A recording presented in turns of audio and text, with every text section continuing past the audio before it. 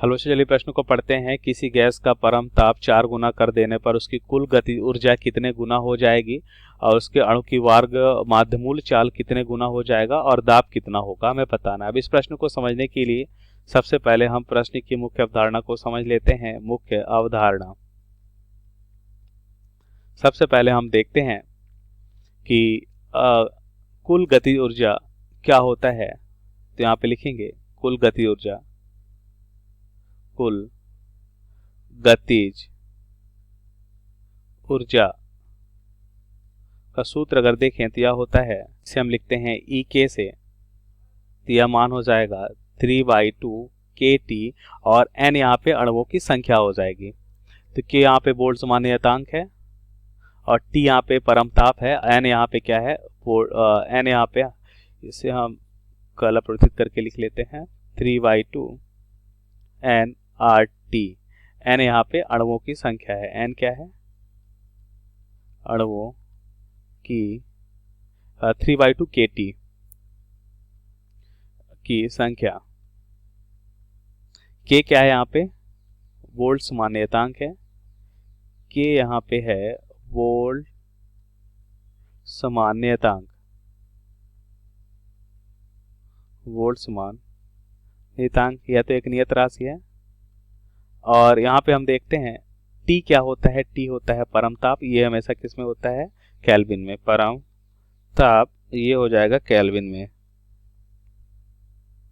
अब देखते हैं अणुओं की वर्ग माध्यमूल चाल क्या होता है।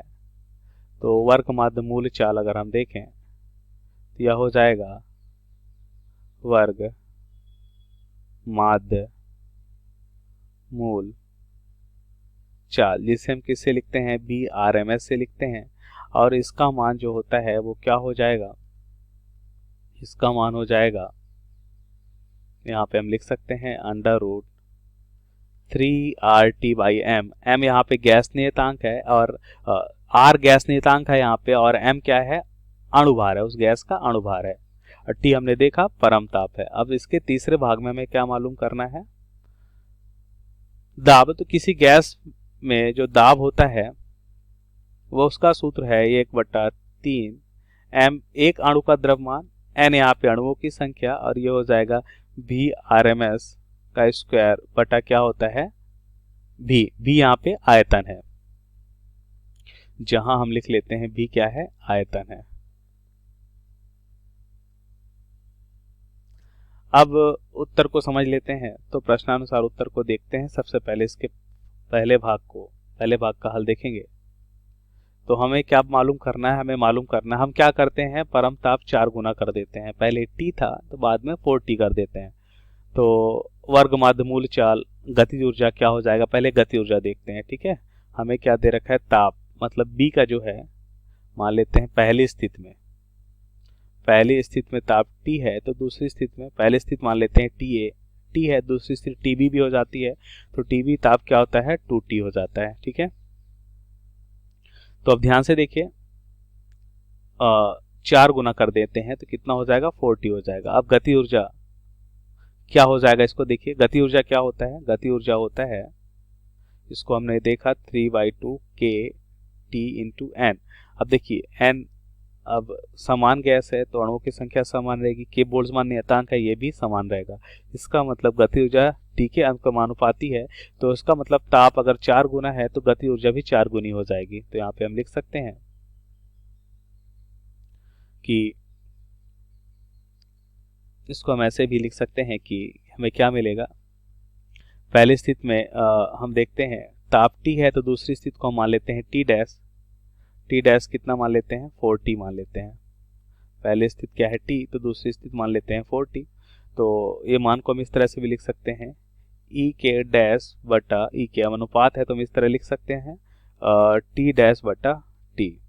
तो T डैश का मान कितना है, 4T, और ये कितना है T। तो इस तरह से हमें मालूम चला कि गति ऊर्जा क्या हो जाएगी, E के डैश बराबर हो जाएगा 4 बचेगा यहाँ पे, T से T कैंसिल, और E के मतलब गति ऊर्जा कितने गुना हो जाएगा, 4 गुना हो जाएगा। तो ये हमारे प्रश्न का यहाँ पे पहले भाग का उत्तर होगा। अब इसके दूसरे भाग को मालूम कर लेते हैं। दूसरे भाग में हमसे पूछा जा रहा है वी आर एम एस क्या होगा। तो वी आर एम एस जैसा कि मुख्य अवधारणा में हमने देखा कि इसका मान होता है √3RT/m। तो ये किस पे निर्भर करता है, m। अब देखिए गैस समान है तो अणुभार भी समान रहेगा, r गैस नियतांक है, ये तो समान ही रहना है। तो इसका मतलब वी आर एम एस किस पे निर्भर करता है, वी आर एम एस निर्भर करता है √T के अनुक्रमानुपाती है। तो इस तरह से हम लिखते हैं कि वी आर एम एस पहली स्थिति के लिए दूसरी स्थिति के लिए V R M S dash और पहली स्थिति के लिए लिखते हैं वी आर एम एस, ये बराबर हो जाएगा √T-T। तो T डैश का मान हमें मालूम है, T डैश का मान कितना है 4T और T का मान कितना है T। तो इस तरह से हम देखते हैं कि T से T कैंसिल, √4 का मान हो जाएगा 2 और इस तरह से हम देखते हैं कि कितना हो जाता है V R M S dash जो है 2 गुना हो जाता है वी आर एम एस के। ये दूसरे भाग का उत्तर हो जाएगा। अब यहाँ पे हम लिखते हैं थर्ड भाग का उत्तर। हमें क्या बताना है, दाब। तो जैसा कि मुख्य अवधारणा में हमने देखा दाब क्या होता है 3/2 mn VRMS का स्क्वायर बटा v। अब देखिए मिश्रण में आयतन समान ही रहेगा और m और n अणुओं की संख्या, n यहाँ पे अणुओं की संख्या ये भी समान रहेगी। m एक अणु का द्रव्यमान है, अब गैस समान है तो उसका द्रव्यमान भी समान रहेगा। 1/3 नियत राशि, इसका मतलब p जो है किसके अनुक्रमानुपाती है, VRMS के वर्ग के अनुक्रमानुपाती है। तो इसका मतलब p डैश बटा p बराबर हम लिख सकते हैं VRMS डैश का स्क्वायर बटा VRMS का स्क्वायर। तो ध्यान से देखिए हमें ये मान क्या मिलेगा, अगर इसे हम मान लेते हैं समीकरण समीकरण 1। तो समीकरण 1 से VRMS डैश बटा VRMS का मान है 2।